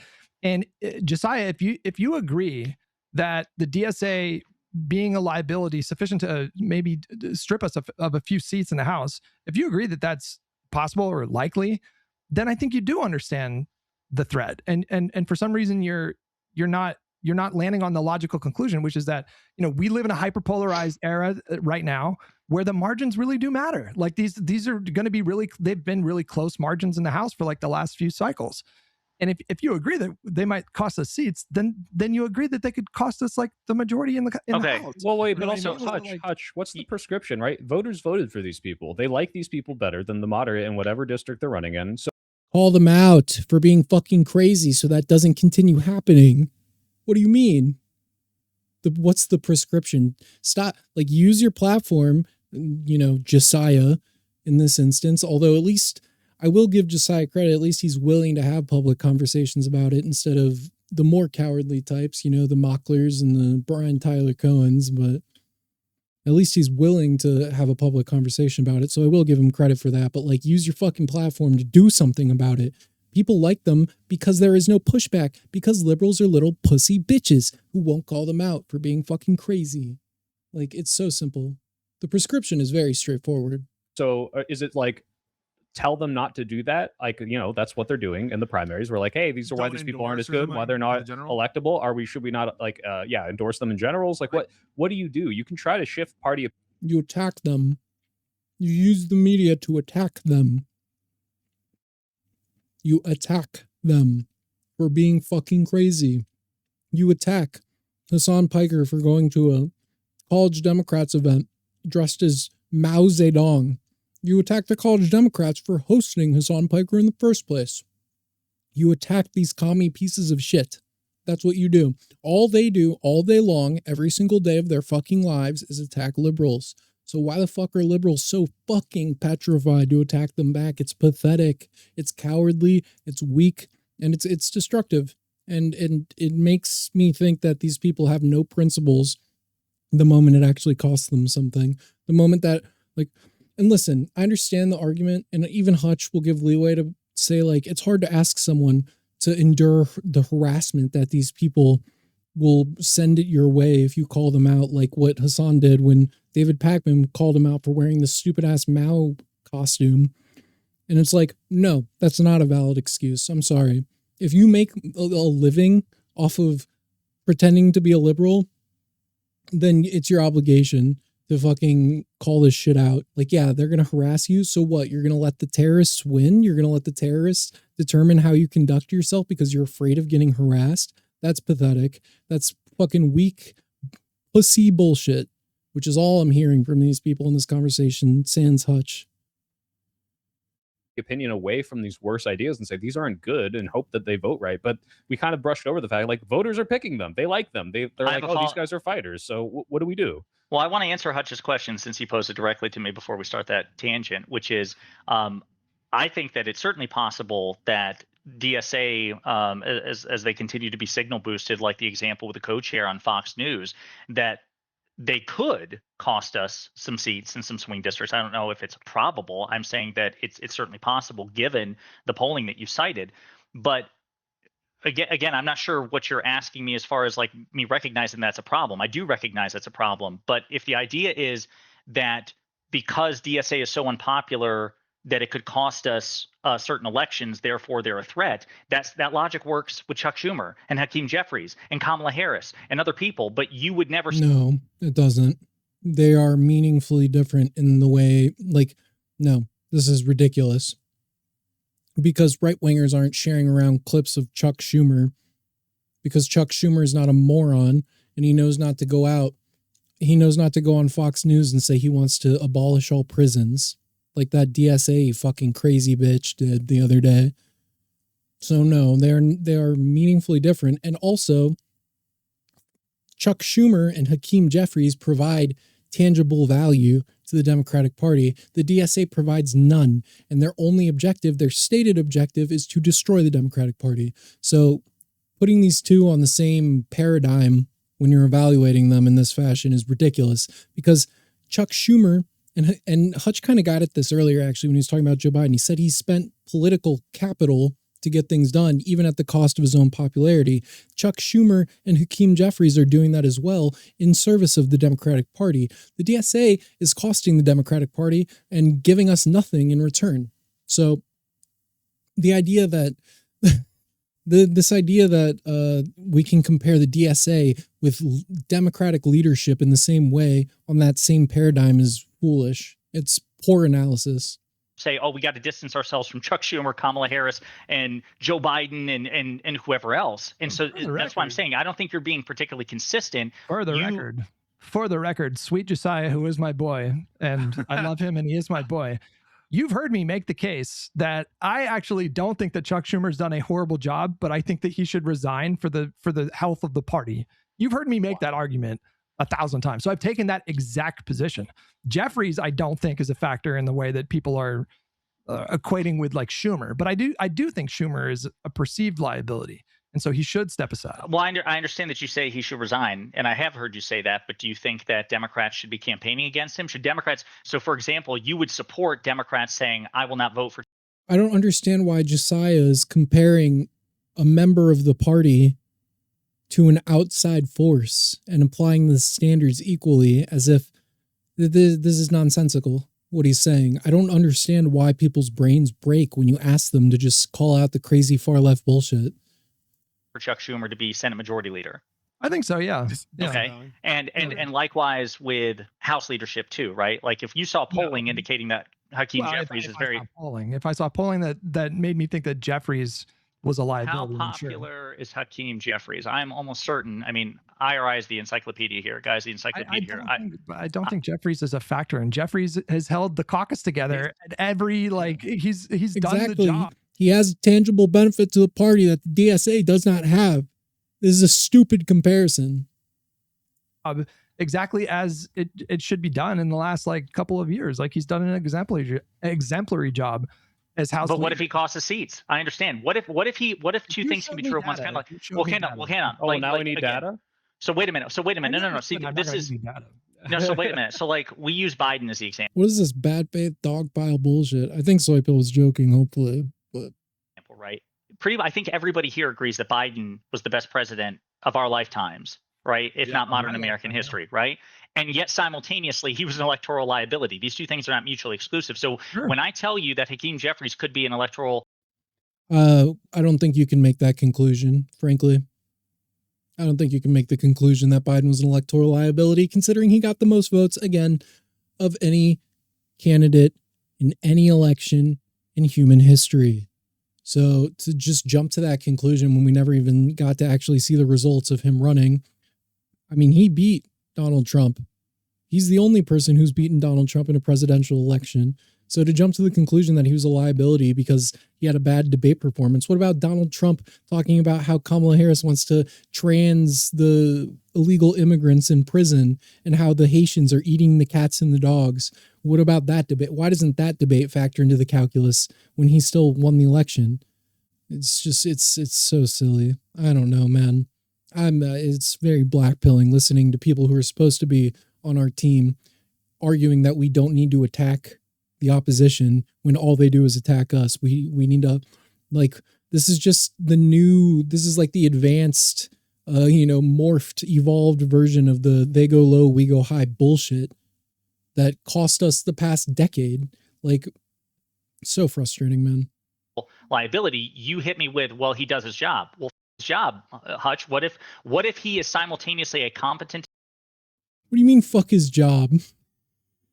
Administrator and also deeply unpopular, and because he's so tied to the Democratic establishment, he could depress voter turnout and cost the seats. I mean, if you showed me something that made a compelling argument for that, then sure, that would. What would you need to see? Wait, why do we need data now? You didn't need any data for the DSA. I never said I didn't give you data. You were asking me for how much does it move the needle? I don't know, but we do know. Why don't you just accept his vibes on this? Because I agree with you, and I agree with him that this obviously intuitionally can make us look bad. But to what degree does it matter? We've now spent an hour and 10 minutes talking about this. We haven't gotten to anything Trump and the fascist takeover. And the idea is all right, how much are we gonna spend time in fighting on? This is unbelievable. This shit makes me want to fucking tear my eyeballs out. Excising the cancer. This is insane gaslighting of Hutch right now. This is crazy. I can't believe liberals are doing this. We're just shooting ourselves in the foot once again, like we always do. Hold on. Who is calling for Jeffries to step down? No one is. I don't think anyone. Mamdani isn't. Mamdani No. There are people calling for Jeffries to step aside. Oh, but it's I'm sorry. Among like lefties and influencers. Yeah. I called on him to step down from leadership like last year, but I'm like, I'm just I mean, that's because you're a lefty. be honest with you, right? I think that we could do better in terms of leadership, but I'm okay with him being the leader. Yeah, who do you want to be the leadership, Pisco? Someone should actually ask him a question for once and get him to reveal his fucking hand, bro. Leader, as opposed to Schumer. I'm with you, Hutch, that I'm more gung-ho about jettisoning Schumer than I am Hakeem Jeffries. But the question is only if it were demonstrated to you, right, that he were a liability, or if you felt that he were unpopular, or if you compared him, and let's say that Mamdani is more popular, like compare Okal and Mamdani, would you be like, all right, we should distance ourselves from Hakeem? Would you have an issue with the candidate? Like, okay. If you made it like, but I feel like I'm consistent in this because, like, I use the same logic with Biden, right? Like, as soon as I came to terms with the fact that that Biden was bringing the whole party down and that he just didn't have it in him to run that campaign, like, I was the biggest Biden stan for his entire presidency. We're gonna test your consistency. Okay, so let's say we can provide the polling that you're looking for. Then I should spend at least as much time calling for Hakeem. Hutch has so much like emotional maturity, bro. His ability to remain calm as force like supposed liberals are gaslighting the fuck out of him on this issue and not just freak out as they totally just give bad faith comparisons, as Pisco like starts freaking out because he's saying that the DSA is hurting Democrats electorally, like. And then Soy Pill comes in and says, well, now you need data. Now you guys were asking for data supporting the most well-established thing ever, that people think the Democrats are too extreme. So propping up and not trying to stamp out the most extremist elements of the left, like, how is that a bad idea? I don't know, dude. I don't know how Hutch keeps it together here. I would be losing my shit. You guys are so fucking insane and delusional, and you're going to fucking damage the future of the party with this mindset of just sweeping it under the rug as they infinitely attack liberals all day, every single day, and we just can't attack them back. Why? Because we need to attack the right. Well, liberals are the only ones attacking the right. It's not like the fucking lefties are. They have all of their energy focused on attacking Democrats, but we can't attack them back as they try and take over our party from the inside and cost us elections against Republicans and damage the perception further of the Democratic Party. Like, Hakeem Jeffries to be excised from the party as DSA, right? And so should you, right? Because they're both electoral liabilities that could potentially cost us seats. Wait, that doesn't fall because Hutch might have like a value add on the lefty watch that he doesn't bring to bear on the Hakeem watch. So that doesn't necessarily fall. Well, wait a minute. To the extent that they're electoral liabilities, I'm saying by the metric of them being electoral liabilities. It's not the only metric that matters, though. Hakeem Jeffries and Chuck Schumer do things that are beneficial to the Democratic Party. The DSA does not ever do that. So agree. Would you agree that we determine whether or not something is a liability on more than just polling? Like, would you agree that there are a lot more factors than just okay? So, like, also, I want you to look up approval ratings for every congressional leader over the last 5 decades. They're all fucking unpopular. That's just how it goes, bro. Right? It's a part of the job to be unpopular if you're going to be a congressional leader. Like, my understanding is there hasn't been a popular congressional leader since probably the 60s or the 70s. Every Senate majority leader, every House majority leader is unpopular. Like, every Congress is unpopular. It's baked in. The question is, how salient of an issue is Hakeem Jeffries being House Speaker? How salient of an issue is Daria Liza being a member of Congress? It's not just her. It's the whole collection of them and what they're bringing to the party. And I already Josiah, you already agreed that having, and I don't even think you disagreed, Pisco, that having people like DSA co-chairs go on Fox News and do their thing is probably it can only possibly hurt. It can only possibly hurt the Democratic Party. It isn't. Yes. Unlike Hakeem Jeffries and Chuck Schumer, by the way. So he even understands that, but he's still making this dog shit comparison for who knows what reason. Yeah. It won't help. I just think no one will care about this in 10 hours. What if it gives Democrats a chance to show that they're not that? Like Hakeem Correct. Jeffries gets asked about it and says, "There's your example. We ain't that." He's been saying it over and over the last couple of days. There's 215 of us in the House, and those are like 3 people, man. So we have a much bigger group of people that don't feel like that. And just get ready for wall-to-wall coverage of DAC when the next Congress is sworn in, okay? Because they're gonna do to her what they did to AOC times 10. Because they have AOC like tabs on like Fox News, right? Like they never stopped. And yes, she moderated, but like this wall-to-wall coverage is just constant. That's why every single Republican knows who she is. Well, how much is that depressing voter turnout for Democrats? How much is that making independents vote against her? I don't know, but like, is that the metric we're going to use of how much time we're dedicating to this? Like, should we be talking about, should we have the DAC tab on the Lib Learn, website and constantly be shitting on her? Like it's not a question of whether or not it can hurt. I think that's obvious. All right. Everyone here agrees, right? You go up on Fox News and say, let's get rid of the American military. And I just read the site, get rid of every overseas military base. That's insane. Obviously, that is going to hurt us. Okay. To what degree should we be focusing on that? That is what we're all questioning. And that's why you need to quantify, like, hey, am I dedicating more than half of my airtime to shitting on these people when I'm not even highlighting how bad the fascist takeover is, which should be the thing that's invigorating people when I'm not highlighting how serious the fascist takeover is. Isn't that all these fuckers ever do? Isn't that all that the liberal media ever does is talk about Trump? What the fuck are you talking about? You're telling me that Jessiah, who posts 5 videos a day, can't post one fucking video talking about the far left? Come on, bro. This is cope bullshit. This is not serious. This is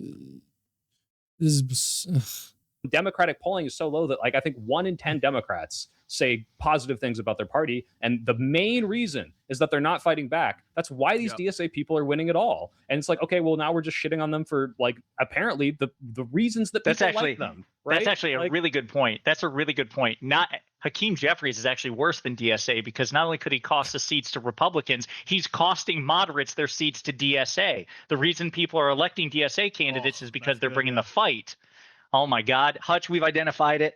I expect it. I expect a manifesto against Hakeem Jeffries before I make one goddamn video about DSA. Are you seriously making the case right now that you think like Hakeem Jeffries is not? I don't know if Jessiah actually believes what he's saying here. If he does, then he's completely like clueless when it comes to political analysis. Completely fucking clueless.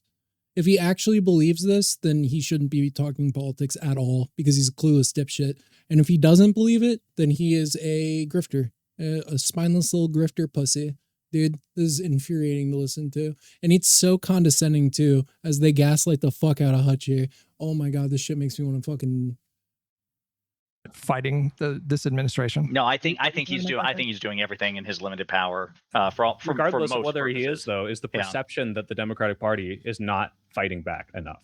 Part of the reason that perception exists. It's the media apparatus. The liberals lack the media apparatus that the leftists or that MAGA currently have.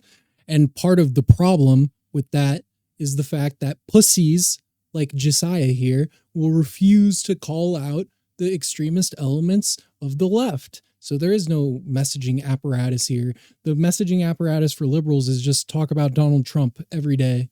And listen, you should talk about Donald Trump. He's fucking insane. But like, you can't attack the DSA for some unknown, ungodly fucking reason.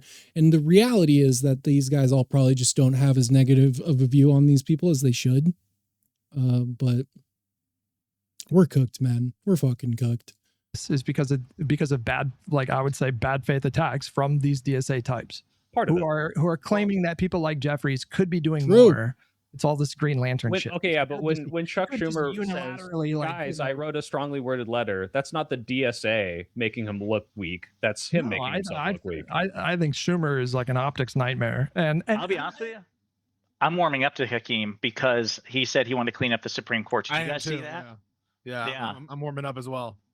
I'm gonna become his biggest defender as soon as he says let's expand the Supreme Court. And he's trying to be diplomatic. He's like, he's been trying to make like overtures to like the Mamdani wing. Like, you can tell he probably has a lot of contempt for them, but as he should. I think he is making and he shouldn't be making any fucking concessions to these terrorist freaks. Efforts. And so Yeah. Well, I What can I remember a say? year ago when Mamdani won his primary, everybody was saying Mamdani's going to sink the Democrats. They're going to use him as a boogeyman, and that did not come to fruition. So Yeah, but that's not. I never thought this. I supported Mamdani in that election, to be clear. But to pretend that the DSA as it exists right now is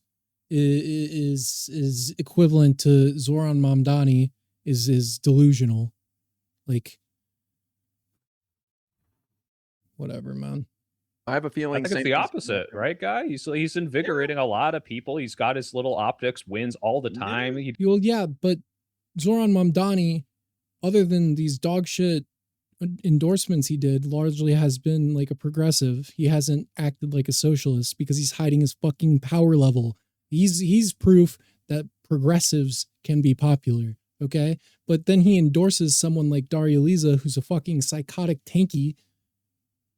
Well, I know why, right? But he does all the look at the kids and the pool and the New York and the food and the ice cream, and you know what? He's endorsing crazy people, and that's not good. But he's also, I think he's pushing a lot of good, messaging that is getting Dems more on board with stuff. So I don't know. It's hard to just look at this and say it's going to. More popular than Hochul. Isn't he more popular than Hochul in New York? Isn't he more popular as a figure? I wouldn't doubt that. I don't think most people know who Hochul is. Yeah, New York's half the state, and then you got the upper part that's more conservative. But the other thing I want to bring up why I don't care about these DSA types winning is because I don't think people are voting for them for their socialist positions. Like, I think probably 3% of people in their districts voted to abolish prisons and get rid of borders. They just saw people Probably fighting, less. saying, we can have a floor that nobody drops below, that we take care of people. It doesn't have to be like this. We got some person in here for 30 years. It's time to get some young blood in here. I think it's just these simple little things. I don't think it has anything to do with their policy platform and all that. Especially because that's the DSA, right?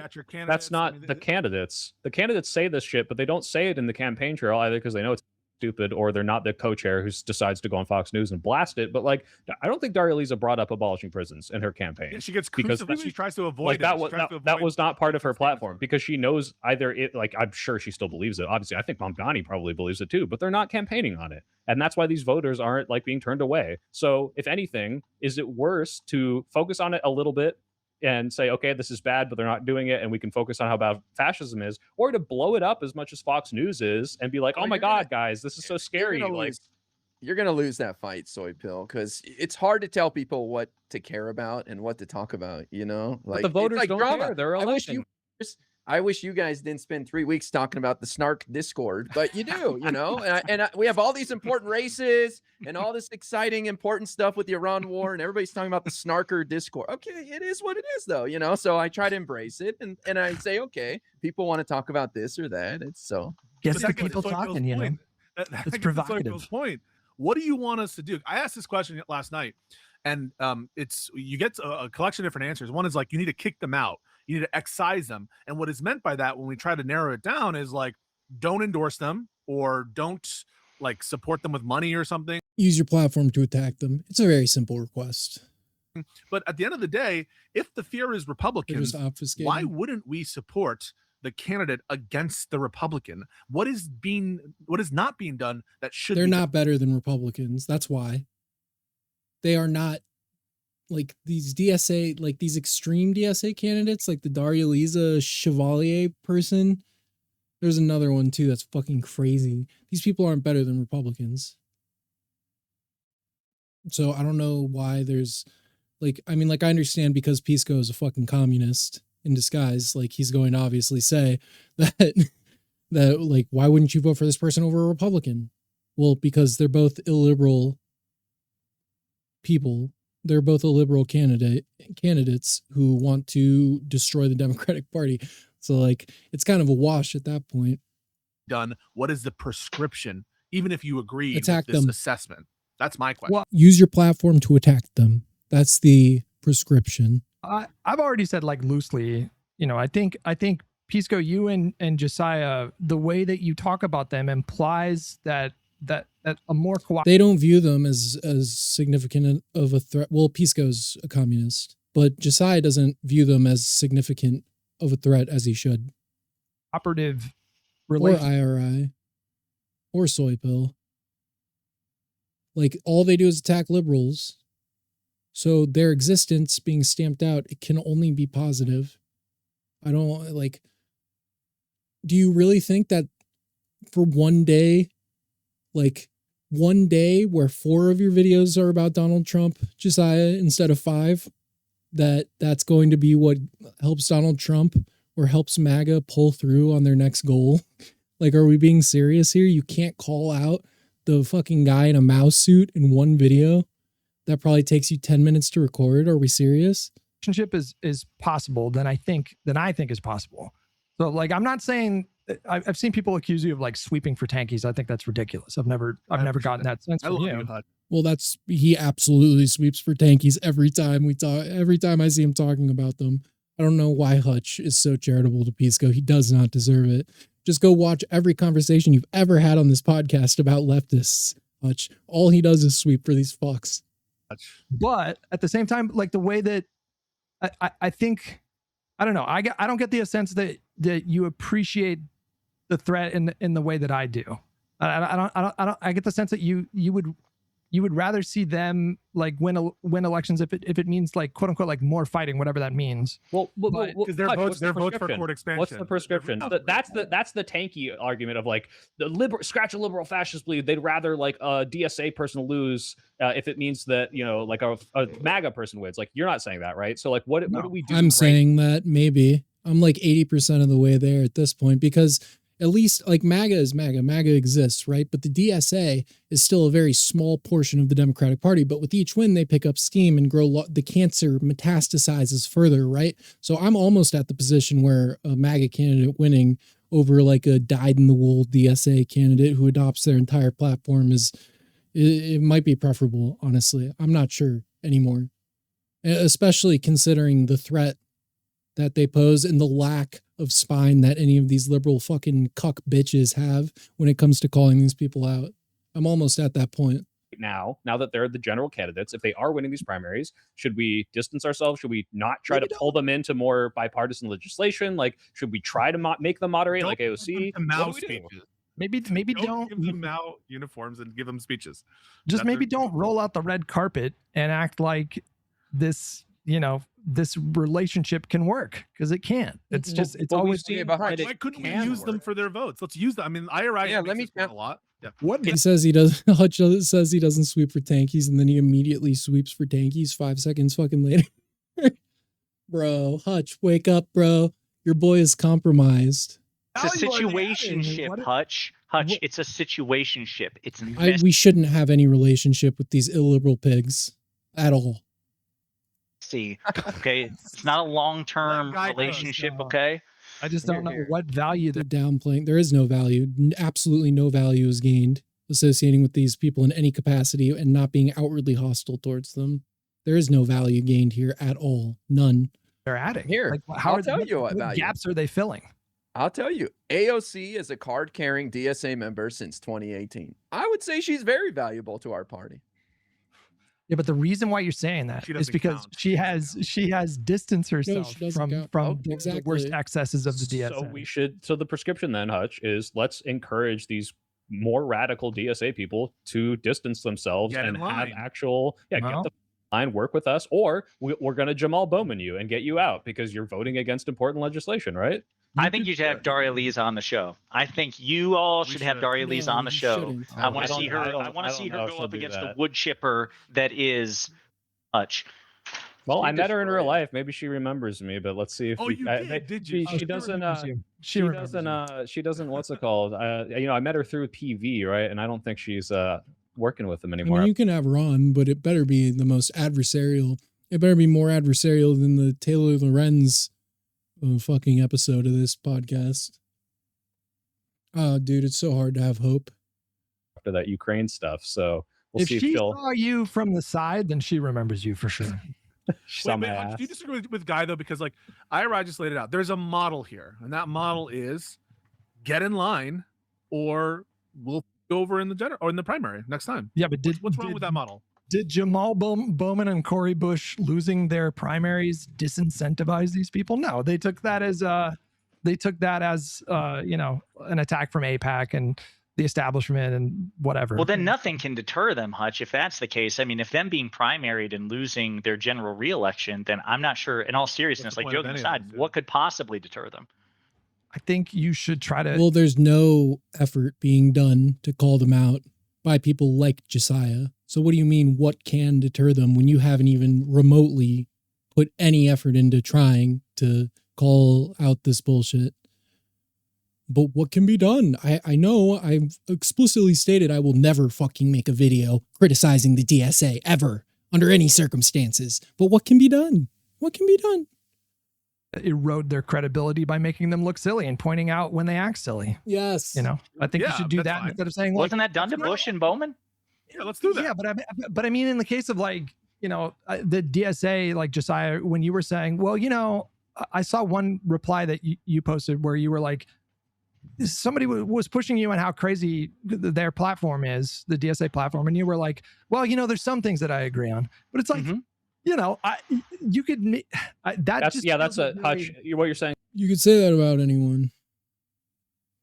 Literally, I'm sure you could find some fucking policy position in Nazi party that you find agreeable, but as a whole, they are toxic rot that has to go. Like, it's very silly. Like, I agree with some parts besides the most like insane retarded shit that obviously is completely untenable. Jesus Christ, man. I don't know. Maybe liberals are just, I don't know. The word morally lucky is popping into my head repeatedly right now. Is under no circumstances do you got to hand it to Hitler. I mean, yeah, in so many words, yeah, something like that. Like the fact that, you know, you might agree with them on court expansion or something like that, it's like, okay, but you know, if their end goal is to throw the segregation, if their end goal is segregation, or if their end goal is free Epstein Islands, Hutch, you're the guy. You're the guy who wants their votes no matter what, whether it's a segregationist or whether it's, you know, Hutch, I don't want to. You're a vote slut. You're a vote you're slut. A slut for votes. But it's never been about, you know, whether or not I would support them versus Republicans. I of course would, barring some really extreme circumstances. But yeah, you know. Well, I think everybody here would have. I don't know, man. I don't know if I would. Mamdani, AOC, sure. Maybe even like, you know, the crazier crazies, you know, the Ilhan Omars and the Rashida Tlaibs. But the Daria Liza person, I don't know if I would support this person over a Republican at that point. That's a little bit far. Preferred somebody other than Daria Liza. Yes. In like. Donnie's fault. He did that shit. Daria Liza. Yes. In like. That's Mom Donnie's fault. He did that shit. Yeah, he was based. Yeah, progressive guy. Wasn't he the first undocumented immigrant to become like a sitting member of Congress? Yep. You know, and chair of the Hispanic Caucus, Congressional Hispanic Caucus. Powerful guy. Mamdani shivved him. Mamdani, they had a handshake agreement. Espaillat endorsed him, I think, in the primary, and then Mamdani was like, he promised him that he was. He's like, Daria Liza sends her regards, and then he shanked him. Isn't it crazy that we're watching a podcast called Lib Learn, and 4 of the 5 people on the podcast are giggling about a socialist backstabbing a liberal and getting a fucking psychotic crazy bitch elected in their place? Is this not concerning to anyone? Jesus fucking Christ, man. We are so fucking cooked. Politically, he did, bro. He little fingered that shit. Like, he Game of Thrones that shit. That was brutal. That was brutal politics. He's a killer. I just see it as these DSA guys have people worked up who otherwise wouldn't give a damn, and now they're going to be in the party. They're going to have to work with people. I think they'll fall in line like the squad did under Pelosi in 2019. And how much you want to moderate? I want to bet money on this. Let's bet. I will bet you $20 of Pisco's money that I super chat him. That wait, what's the terms of this? I have a $20 bet with Destiny that Kyle will endorse Haley Stevens if she wins. There is no chance in hell Kyle Kulinski endorses Haley Stevens, bro. The APAC lady, dude. Maybe Jessiah is just clueless. And he's just like a one-trick pony, and his only skill is criticizing Trump infinitely. Gift bet card is for a vegan restaurant. I had a much higher opinion of Josiah before this arc of him doing the fucking spineless cuck sweeping for tankies. That only exists Jesus. in Arizona, so I can't use it. All right. You're- So Josiah, your bet is will Dara Lisa and the other DSA types vote for Hakeem Jeffries to be leader? Oh, okay, yeah. Well, hang on. Let me think about that for a second. Hang on. I really doubt that. Let me think No about chance. The squad did. I think The squad is not the same as what DSA is right now. No fucking chance. I think Daria Elisa is going to be the worst. Worse than Jamal. All right. What would be the second bet? Just out of curiosity, I want to see what else you have in the chamber. What's next? What's next in the chamber? I'm just. Well, I think that's Give me a that's second. the test. I think If Hakeem they're will deciding work vote. with them. Yeah. Well, no. Mamdani- Here's the thing. I mean, okay, the deciding votes. You're saying, let's say there's 5 of them. Right now, there's 4 because Brad Lander already said he's on board. Yeah, and then let's say that the margin, it matters that they vote in line. Like I'm saying, like they might not vote for Hakeem if it doesn't matter, but I think that they would vote for Hakeem if it No. mattered. No, I don't think so. No. I think they would demand that some fucking tanky freak gets the position instead of Hakeem. They'll vote for Hakeem if he gives them something. That's what AOC and them were asking for. They weren't against Pelosi being the speaker. They were just saying we need to get something. And it could have been voting on Medicare for all, like Jimmy Dore and his fellow comedians wanted, or could have been the pay, whatever the pay-go thing. Or whatever. So I think he'll offer them something. Hakeem is a smart guy. I don't know how Hutch holds it together in these conversations. I don't get it. I don't know. I admire Hutch's emotional stability, bro, because I would be fucking cussing these freaks out. I would be saying, you guys are fucking spineless little bitches. I think he's going to reach out to them. He already said he's talking to them, and I think they'll work it all out. I'm hoping they all show up on January 3rd, and it's 200 and whatever votes for Hakeem, and 0 votes against him. I really think that. Damn, I thought I was the optimist. I actually, you've for some been reason, I had more supplanted. confidence slapping cash down on I just wonder like how far along this commie bullshit needs to go before these fucking spineless cucks take it seriously. Kyle literally dragging his balls over broken glass to support Haley Stevens against Mike Rogers. I don't know if I want to take that bet with Hutch. I'll do it. Hutch. There's no coming back from the slanderous ass campaign that El Sayed has had against Haley Stevens. There's no coming back from it. Like these leftist fucking dipshits can't come back after calling her like AIPAC funded, pro-genocide, pro-Israel, fucking like Israeli plant. Like there's no coming back from it. You can't come back after saying all this shit and tell your audience to vote for them. That's not going to fucking happen. Like, come on.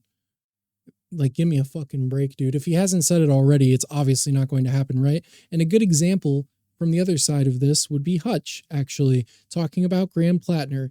And the entire time he was talking about Graham Plattner, he said from the very beginning, I would support him in the general election. I hope he loses the primary, but I would support him in the general election. And then he won the primary, and then he said, I support him in the general election. Reluctantly, I don't really like him. I don't like this populist fucking Nazi tattoo having weirdo, but he's still preferable to a Republican. Like Kyle Klinsky's not saying any of this shit about fucking Haley Stevens, and he never will. He will not support her. He will just abstain. They'll just stop talking about it if she wins the primary. They'll stop caring about the Michigan Senate race. They won't give a fuck anymore. And then they'll use it.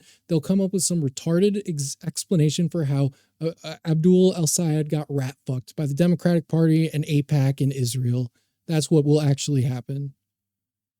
I'll take that bet. I can't believe Josiah would take that bet. He's so clueless. He has no idea what's happening. That bet with you. I'll bet you $20. Vote for speaker? Yeah, that they'll vote for Hakeem for speaker. No, not they. Hey, let's just do DSA, and I'm saying no, she will not. DSA. I think she will be the most adversarial DSA member Hutch, ever elected to Congress. She will not get on committees. They will punish her. They will her shit up, man. Like you. They don't give a fuck. They're operating from the position that they think socialists believe in power. No, their goal is to destroy the Democratic Party. her goal isn't like to ascertain as much power as she possibly can. It's to destroy the Democratic Party so that their retarded revolution can rise from the ashes. That's their mindset.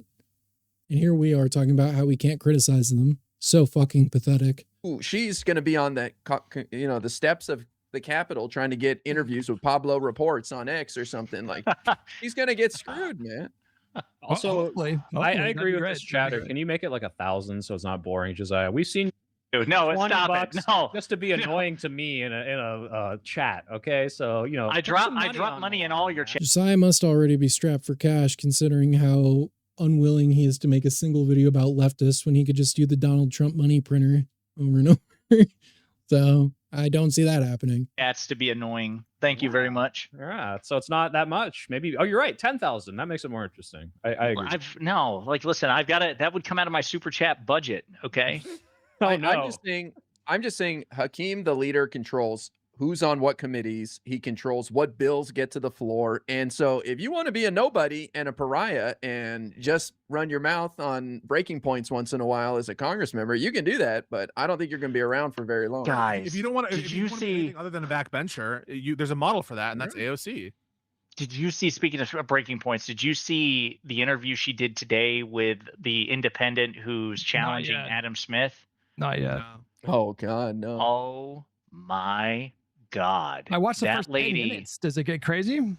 Yes. I This mean, is great. she's We like, Josiah, you have those she's- good suggestions. You should do the show like this. That'd be awesome. No. If you I don't know. I like having you here, guys. I don't know. Josiah's relapsing. I like having you. Yeah. I am relapsing. He's You relapsing guys, I can't hard. quit you. I struggle with this. Like, this is the thing. That's why I got to keep my distance. That's why I just got to drop like. Soy could be co-host. You No, I don't. Listen, no, you're not going to lure me back in.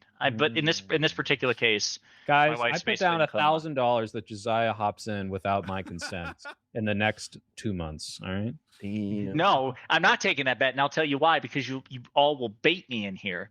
You'll bait me. You'll specifically tee up a conversation to lure me in. Hutch is the master at that. Hutch is better at that than anybody. You just come in my chat and True. Yeah. Yeah, I'm not saying you do it all the time. I'm saying when you want to bait me, you do it well. Why does Hutch and you know trigger you do so it much, well? Josiah? Because he's more politically in tune with reality. Despite being the Twitch streamer video game guy. He knows. Josiah just likes arguing. Josiah loves arguing, and I love that about him. I love that about him. Stop But it. he does. He really. He's straight up super addicted to arguing. So where do we I know, land I on the gotta- prescription? Just criticize DSA? Okay, great. I agree. Was that our prescription at the end of all this? But you don't Criticize agree. I them. don't think you. He does. Pisco doesn't agree, and he'll never criticize DSA under any fucking circumstances unless he's completely put under pressure. He'll go back to his own fucking channel, and he won't say shit negative about DSA. I don't think Wait, you do. yes, agree, I criticized DSA. The other day I brought up their platform and it was silly. So yes, No, let's- I mean, always have it front of mind. Just that silly, they- Pico. Sweeping. Sweeping. You should say insane. Hitlerite. Everybody is laughing. There were at least 20 instances of Pisco genuinely sweeping for tankies in this conversation. But now Soy Pill is sweeping for Pisco's sweeping. We're getting, Jesus Christ, it's like a Swiffer ad in this shit. at DSA right now. Everybody is laughing at them because of that lady who went on Fox News and the guy with the John Waters mustache from New York City DSA who went on Fox News. They're not doing well, and they'll continue to do poorly and embarrass themselves. I think it actually will knock them down a peg. I told Hutch this earlier. Like, that lady, if she were an op, if she were somebody like hired by Fox News, how would you possibly know? Like, it was Right. just such a Well, bad See? clip. Did you guys see when the head of r/? I don't understand how they can turn around and have all this criticism, but then refuse to actually call them out for what they are. Like, anti-work went on Fox News. It's Yeah. about as bad as that. Where it's just like, oh, I don't want a job. I don't want to work. I'm lazy. It's like, okay, here's literally the welfare queen, like this is their whole thing. So, Awesome. you can only do so much. They're going to find the craziest people and put them on. And then sometimes the craziest people are the heads of the organization. So, yeah, and that should be setting off every fucking alarm bell in your head about the candidates they push and select and recruit.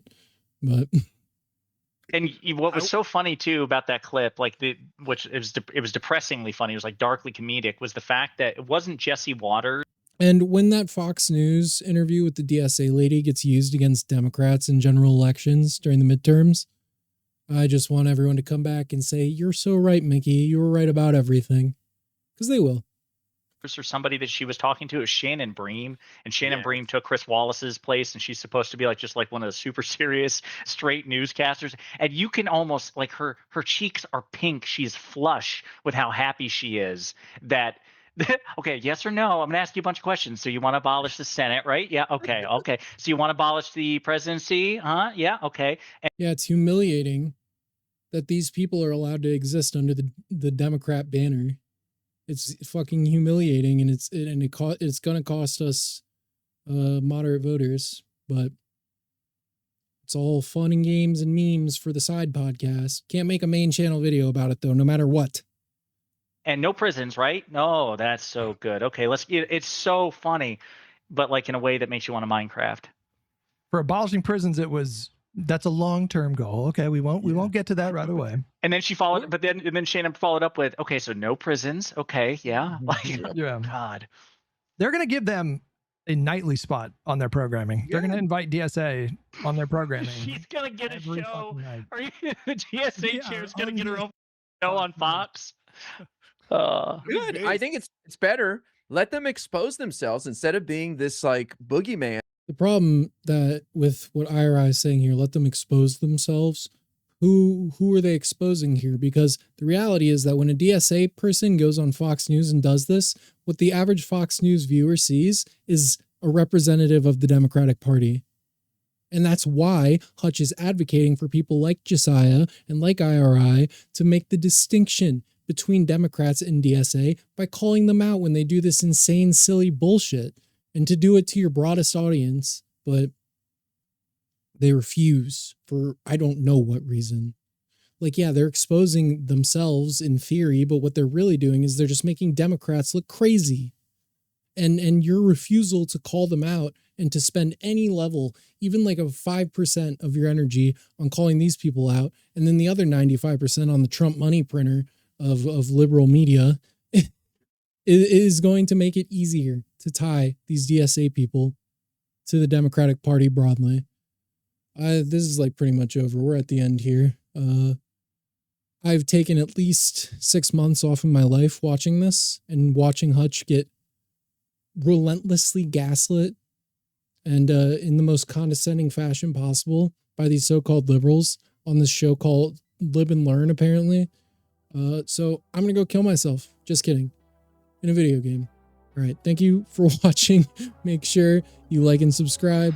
I'll be back soon. And don't forget, all commies, all of them are bastards. Thank you for watching.